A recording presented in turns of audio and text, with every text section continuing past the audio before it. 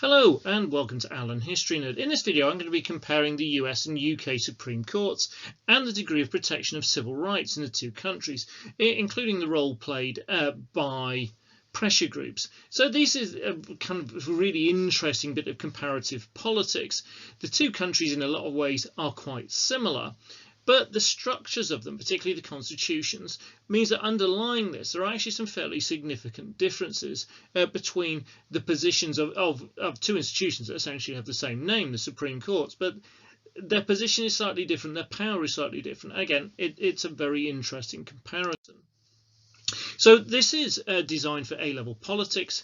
Obviously it's useful for just broader understanding, but it's designed for A-level politics. Component 3A are on US politics, and this is from section 6.27. Compare and debate the following aspects of the UK and US Supreme Courts and civil rights and their resulting impact on policies and government.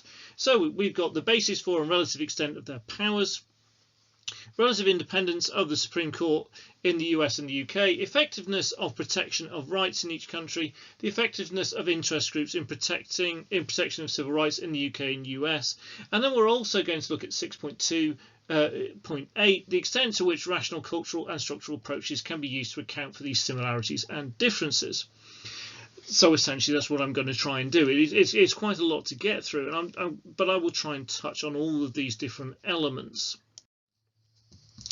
So the basis for and relative extent of their powers.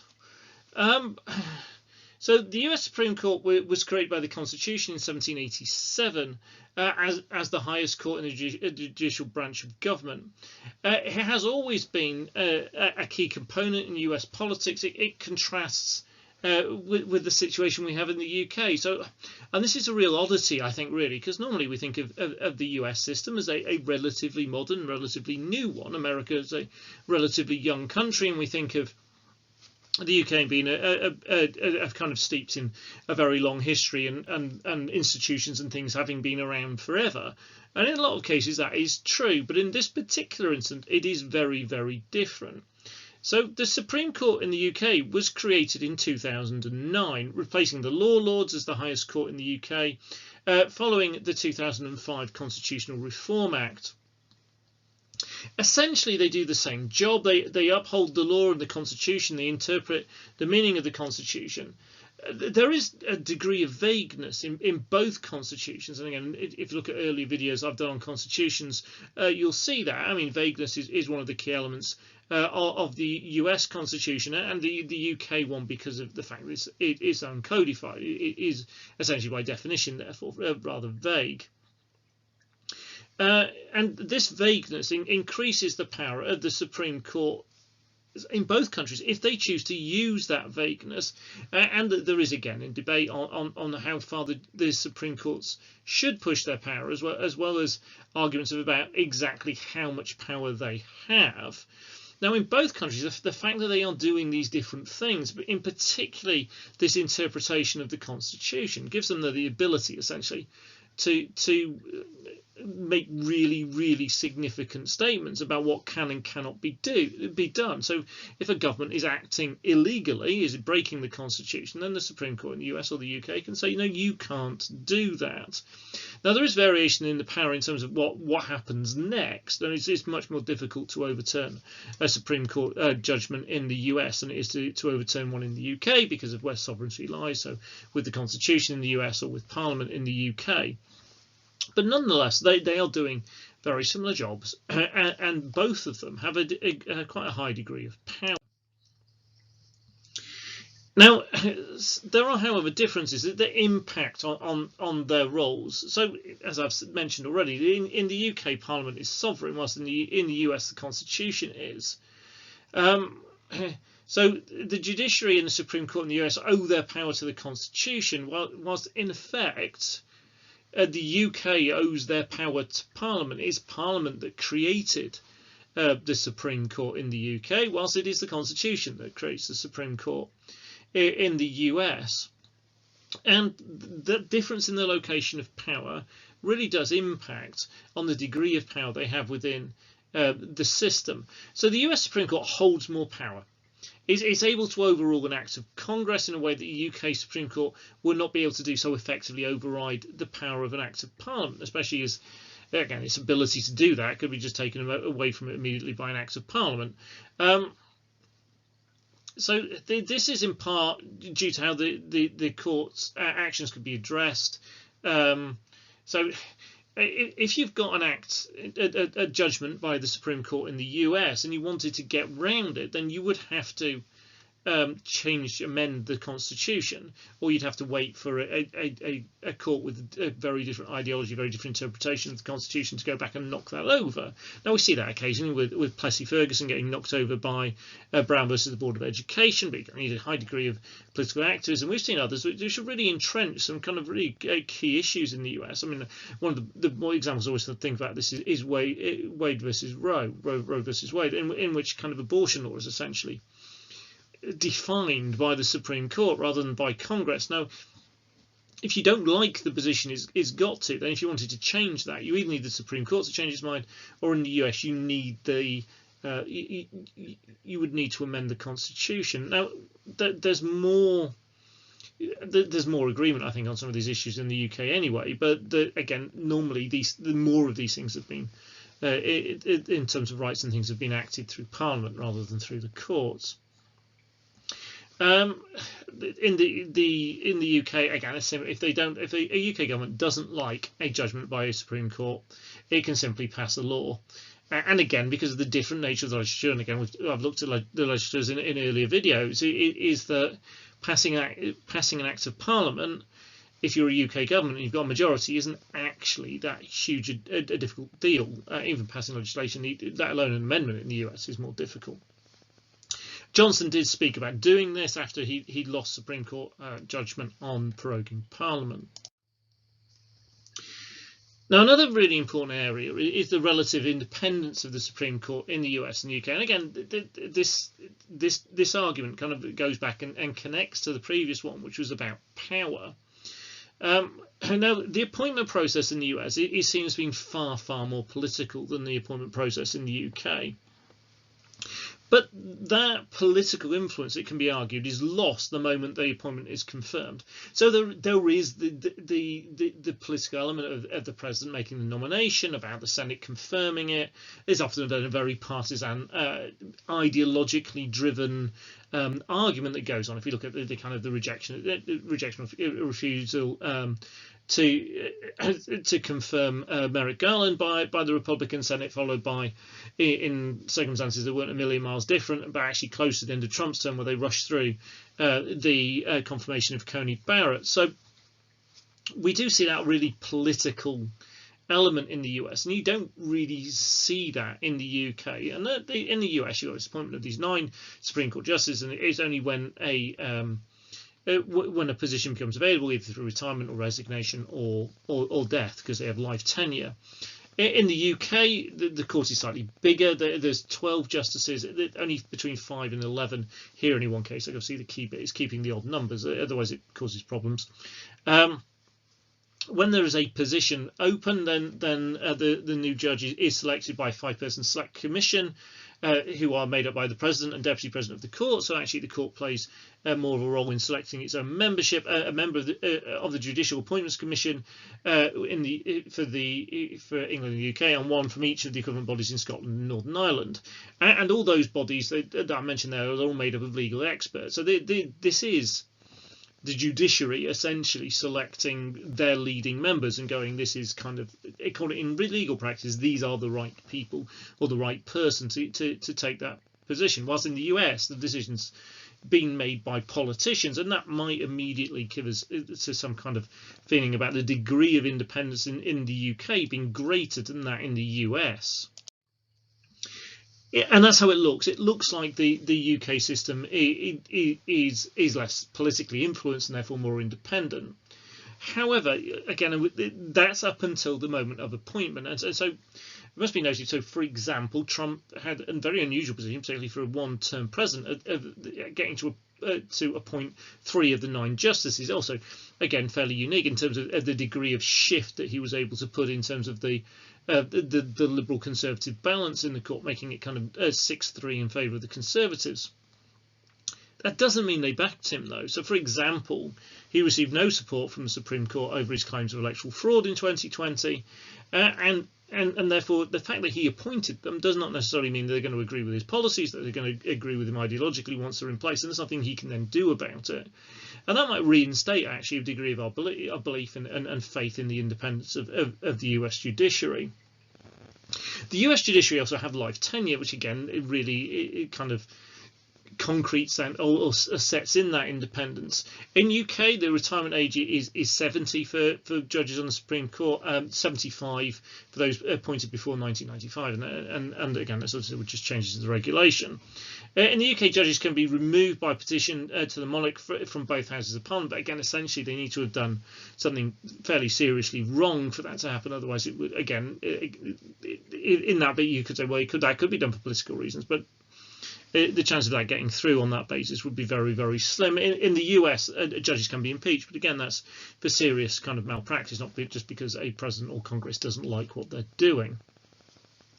In the UK, the position of Lord Chancellor, who is responsible for the functioning of the courts, is a role in the executive. The Attorney General and the Solicitor General are both government posts, but also play lead roles in prosecutions by the Crown in the courts. Again, that might suggest that we still haven't quite got that complete separation of powers in the UK, and that might be a bit of a concern. But remember that there are similar style positions in the US as well, and yes, their separation of powers is stronger. But since the kind of the Supreme Court has taken over from the law lords, which obviously then were based in the House of Lords, therefore based in the legislative body, and the head of the law lords also then sat in the executive, where we had a complete blurring of the different lines, and therefore you really could question independence. Actually, with the reforms that have been in place in the creation of the Supreme Court in 2009, that's less of an issue now in the UK as it once was. Again, continuing this idea of relative independence, I would like to stress that they are largely independent. The judiciary in both countries is highly independent, and what we can really see to highlight this is both can rule against the government in their country, and they don't face or shouldn't face political repercussions if they do. So a government can't go enacting revenge on a judge or cutting their wages or kicking them out if they don't like how they've acted. And they do it, and that's probably the best evidence for it. They do act against governments. In the UK, the Supreme Court found against Johnson's proroguing of Parliament in 2019, and he blustered and he was unhappy, but there was nothing actually he could do about it. The judiciary in the US blocked Trump's Muslim travel bans. They deemed elements of Obama's immigration policy to be unconstitutional, and many other examples, particularly in the US.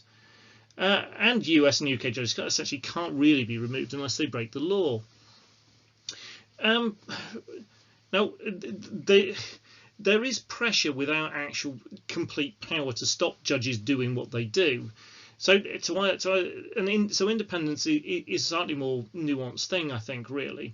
So when you have these really high-profile cases in both the UK and in the US, and the Supreme Court is making its judgment, there is external pressure, and that might be from presidents or prime ministers or members of Congress or members of Parliament.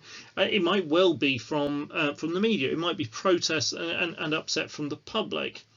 Now, traditionally, there is more external pressure in the US as the court rules on probably more controversial things.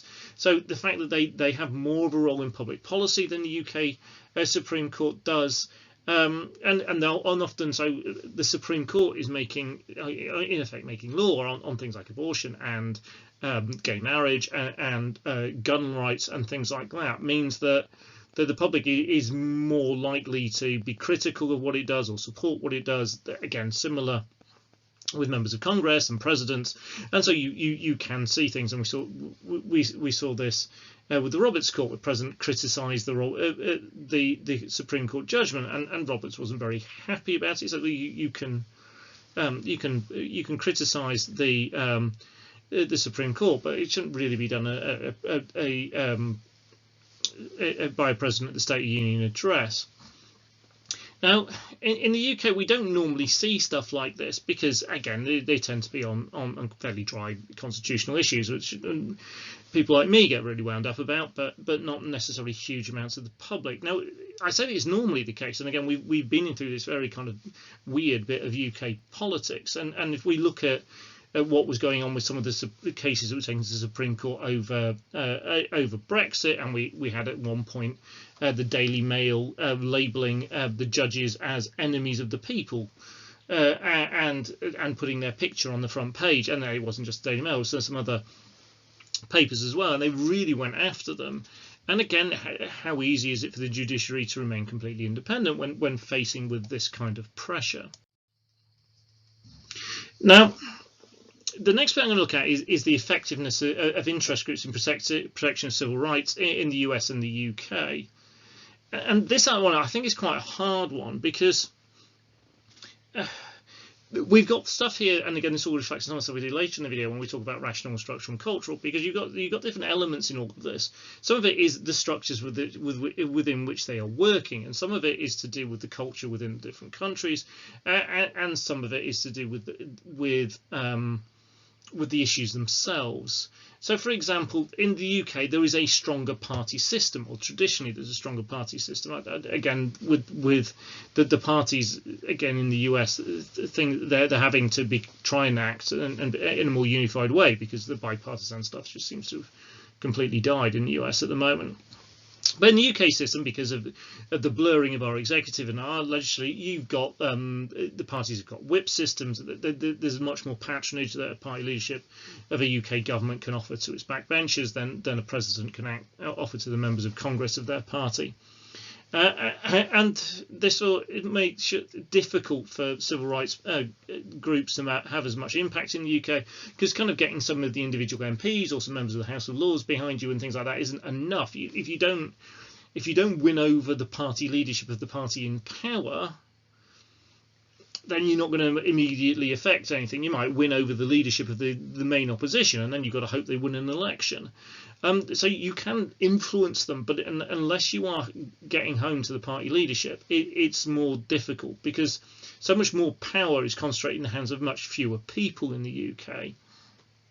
So there's a very narrow group that pressure groups can focus on, and again, if you look back at UK pressure groups, you know, things like inside or outside and all that kind of stuff, that influences their ability to have this impact. In the US, it's a much broader model, really, in terms of pressure groups' opportunity to get in, because first of all, you've got the three distinct parts of federal government. So you might try and persuade the president, if you might not be able to persuade him, so you might try and persuade members of Congress, and therefore they can vote stuff in or block things in the Senate or the House.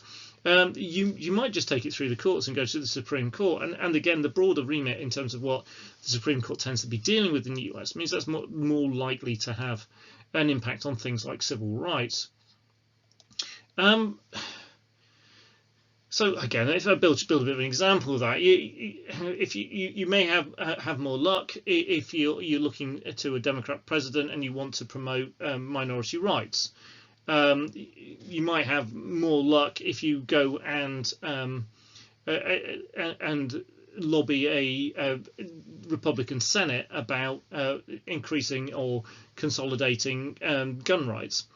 So it might depend on what rights you're after in terms of who you go to, and then often it's easier to block something in the US system than it is to make it happen, if that makes sense. Getting things through is really, really hard, but actually kind of going, they're going to do that and I don't like it, and finding somewhere along the system to stop it is a bit more doable.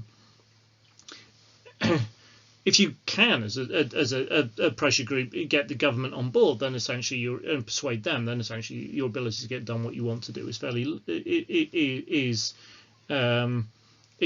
unlimited. But if you can't, then it doesn't really matter who else you convince, really. And again, one of the bits we get this a bit in both countries, but I think it's more marked in the US, where you get pressure groups on both sides of many of the divisive issues. So you could have an example. This might be NRA, who are pro-gun rights, and Brady, the United Against Gun Violence, which are aiming to kind of constrain gun rights. And you'll get this in abortion and LGBTQ rights and all kinds of different areas where you've got different pressure groups pushing against each other, and that can create a slightly different culture in terms of what's going on. Overall, I would say that the protection of rights has more of a high profile in the US. It's more front page news. It's more something that's talked about as a central issue in politics in the US. And there are groups with long histories of success, such as the NAACP. Groups such as Liberty in the UK have much less of a profile, and I think so fundamentally the fear of rights being removed, or people feeling that their rights aren't being upheld, is probably something that less people are concerned about in the UK. And that's not to say that there aren't issues. There absolutely are issues, and there are people who are deeply concerned about it. In both countries, there are some very strong similarities where the civil rights groups often make extensive use of the courts, and arguably, again, because you could argue the Supreme Court is more powerful in the US, there is an absolute avenue to that. And the NAACP are a good example of a group that has had a deal of success through the court system. Now, the flip side, or the kind of connecting bit in this is, well, why is it more high profile in the US? Well, there is an argument that the reason why it's more high profile because there's more significant issues to do with civil rights. So again, a good example of this would be to do, for example, over race. So we've seen things on voting rights with Shelby versus Holder case into 2013. We've seen all the stuff with the Black Lives Matters movement following events such as the killing of George Floyd. We've seen the rhetoric of Trump and in particular of a lot of his supporters, which have really raised race and civil rights around race to really high up the political agenda in the US. And all of that is kind of the top of a really kind of complicated and in significant background of a history of slavery and then segregation and all these issues in the US.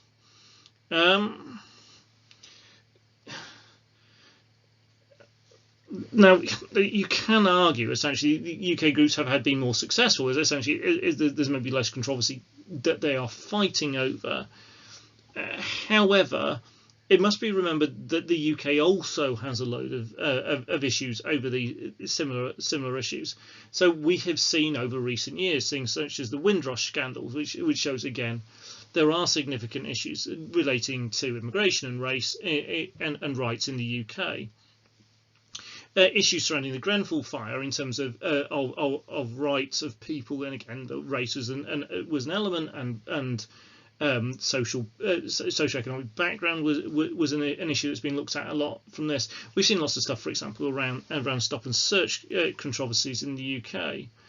And again, all of that, just like we say, well, and then that's building on a history in the US. Well, it's building on a history in the UK as well, where there are things like colonialism and empire, and so in both cases, civil rights is quite a complicated thing, and minority rights even more so.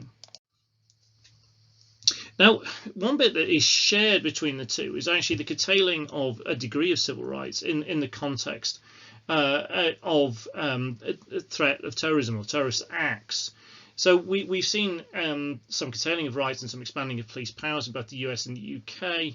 There are groups in the US. I mean, one of the key civil rights groups in the US is the American Civil Liberties Union, the ACLU, and that tried to do things like block the Patriot Act, which was in position from 2001 to 2015, and since then it's been replaced by the Freedom Act.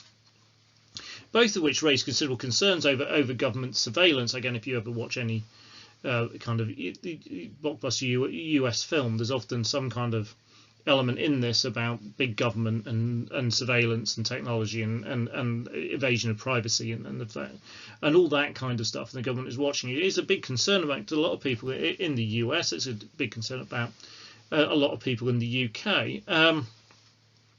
There has been action in recent years. It's to and froing with Trump and Biden. So Trump took the US out of the UN Human Rights Council in 2018. Biden has reversed that decision and put them back in. And the UK, again, in a similar way, has seen some particular concerns and issues over this. So, for example, the Conservative Party have talked about plans to remove the Human Rights Act from British law. I mean, they do talk about replacing it with the British Bill of Rights, but again, it's that idea of rights being removed. The Prevention of Terrorism Act in 2005 raised similar concerns, actually, to the Patriot and Freedom Act in terms of government surveillance and government interference. Again, when I'm making this video in March 21, we're just seeing in the UK there's a large degree of controversy on the Police Crime Sentencing and Courts Bill, which it all surrounds around examples to do with protest and police powers around stopping protests and why they might be allowed to do it and all kinds of things like that. So I'm going to now look at the effectiveness of the protection of rights in each country. So I'm going to start with the US. Well, the Constitution, including the Bill of Rights and other key amendments, such as the 14th Amendment and 15th Amendment, obviously are sovereign. The Constitution is sovereign, and those rights are embedded in the Constitution. The Supreme Court can overturn federal and state law if they contravene these rights. And there's very little that they can then do about that, other than a massive procedure going through amendment. So in that, there is a really strong protection of rights coming all the way back to the Constitution. And that Constitution is entrenched. It is hard to change, and therefore the rulings are difficult to change. And I've mentioned Roe versus Wade already, and again, that would be a good example of where the court has made a decision, and there is still disagreement over it in the States, but actually it's quite hard to move away from that decision because it's there and it's supported by the whole kind of structure of things. And what this does is it stops rights being eroded on the whim of a temporary popular politician. So again, a politician at any point in the state suddenly wants to start attacking a whole range of rights which are protected in the Constitution. Well, they're going to fall short. They're going to have a great deal of difficulty because the system is built to stop them doing it. The Supreme Court has arguably done more than Congress has done in promoting things like LGBTQ rights. So in recent years, we've seen the Obergefell versus Hodges in 2015. We've seen Bostock versus Clay County in 2020. And so we've got in that gay marriage and then equal protection in employment law. So there we can see that the court, it backs up by, again, relation to things like the 14th Amendment, is really building in rights to reflect a changing America. However, not all court decisions always promote rights, and it can definitely be argued on this. So, for example, Shelby versus Holder, it is seen by many as eroding some voting rights. Again, that's not everybody's view, and there's a controversy over that in the US. Maybe a less controversial one, but nowhere near as recent, is Plessy-Ferguson. Plessy-Ferguson was a Supreme Court case. It said separate but equal is fine, and therefore essentially enshrined segregation for the next 50 years, 50, 60 years. So again, that definitely restricted rights. Now, much depends in terms of, and again, the way that many people look at this is how liberal conservative a court is. It's not quite that straightforward because it depends on the right that you're looking at. So, for example, a liberal court, you would generally say, well, that's going to promote civil rights, defend civil rights, but a very liberal court might erode gun rights, whilst a very conservative court might promote gun rights. So it depends on the right that you're looking at, and that applies on a lot of different issues. In the UK, we have a very, very long tradition of civil rights, and you can argue this goes all the way back to Magna Carta in 1215, which is really quite a long time ago. Even I can't remember that far back. The Human Rights Act offers extensive protection of rights. There is concern about it. It's that thing we go back to the Constitution, don't we? You can have wonderful rights passed through Parliament in the UK, but that means a future Parliament can just take them away again.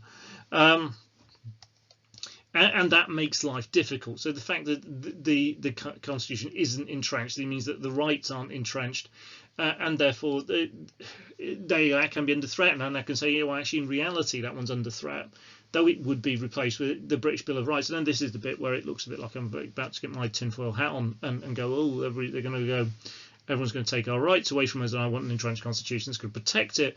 And there will be people who will make that argument. On the other hand, what people always say to that is it is very, very unlikely, stop worrying about it, the UK population is not going to elect a government that will remove its rights.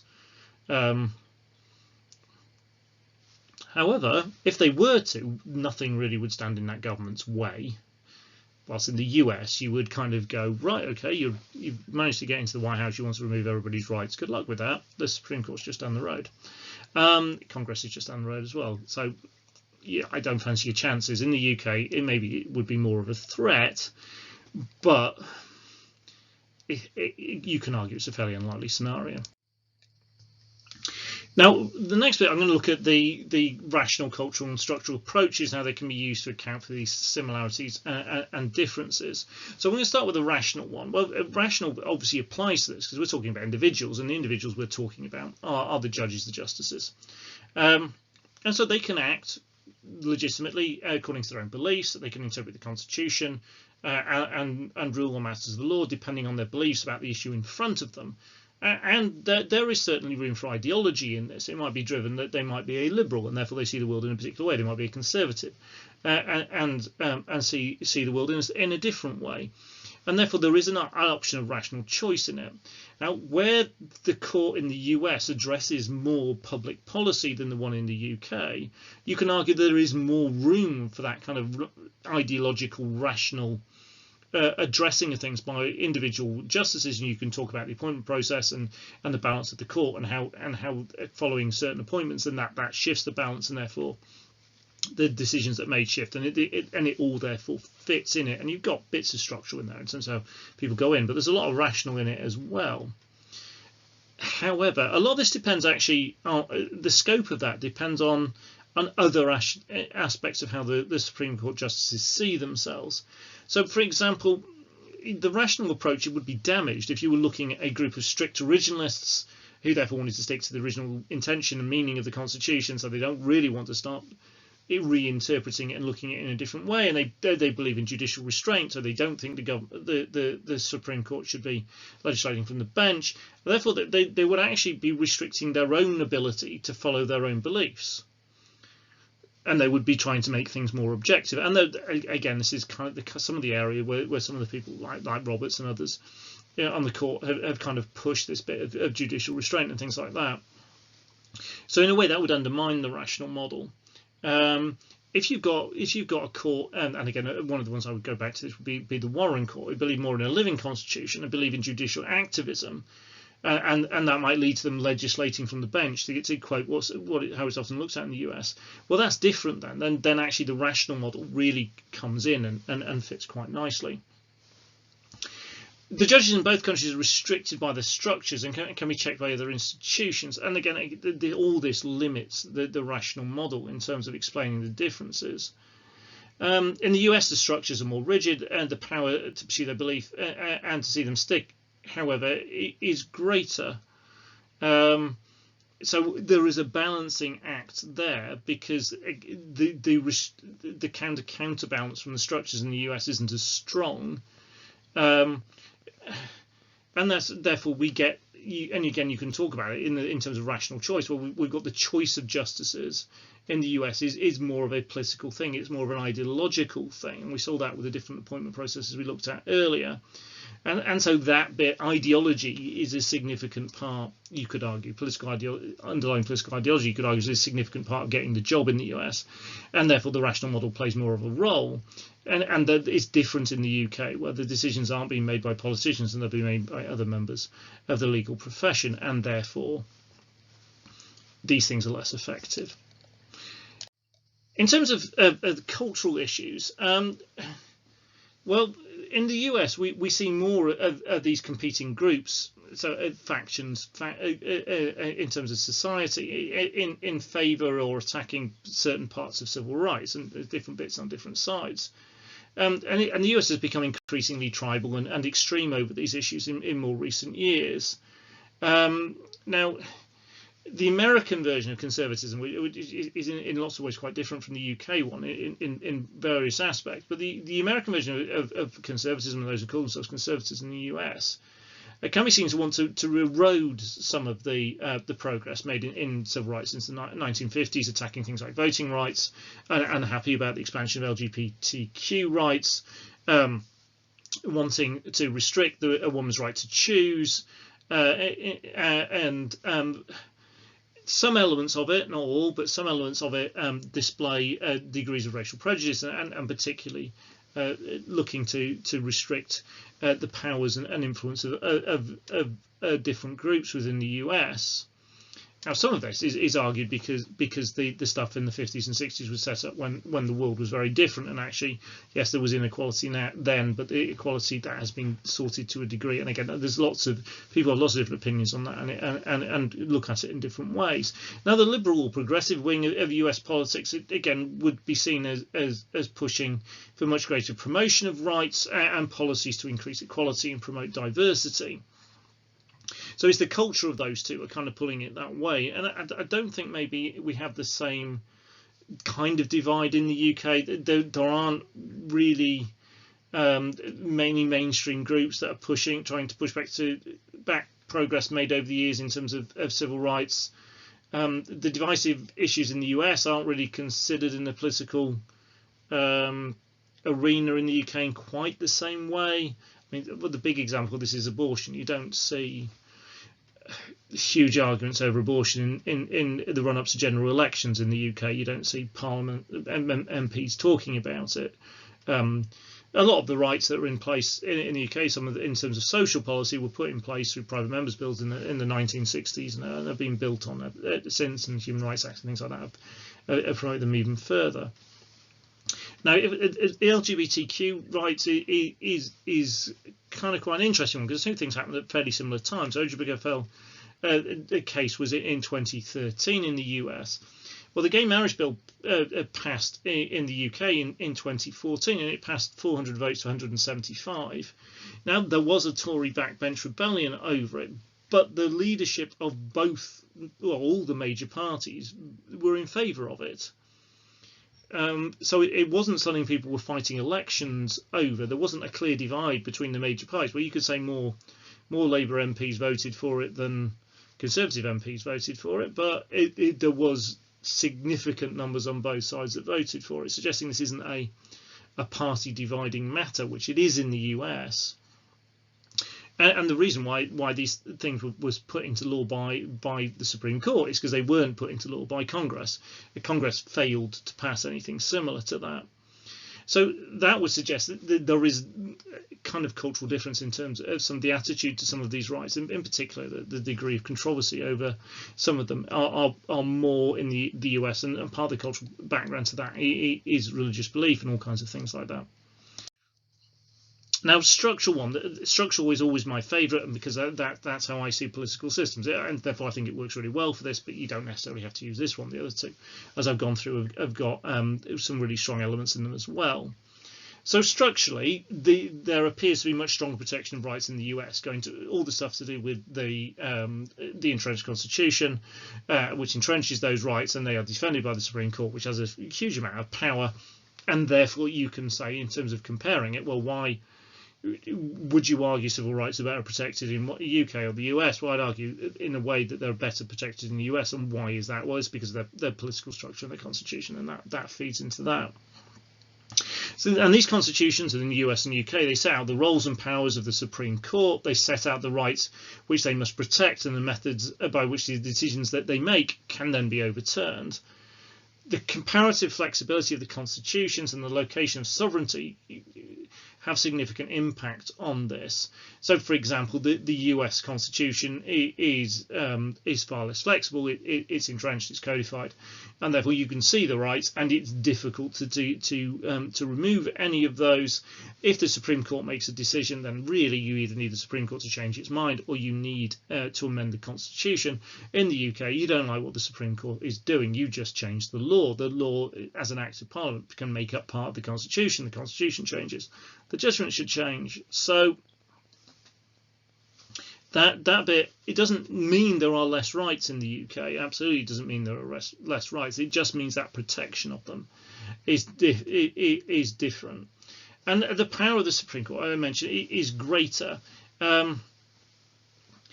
Now, greater power leads to greater then debate in the US over how much of this power the Supreme Court should use. So if in a way this kind of the debates that you have about judicial activism and judicial restraint, that's much more of a live debate in the US, and part of that is reflective of the fact that the structure gives them that much power to have the option of how much of it they do or don't use. Now, you've seen a bit of that over the whole, some of the court cases brought over Brexit and stuff in the UK, but generally speaking, that is less of an issue. Having said that, both in the US and the UK, courts will receive criticism whenever they are seen to be exceeding that power, the power given to them by the structures. But that tends to be in the context of the court has done X.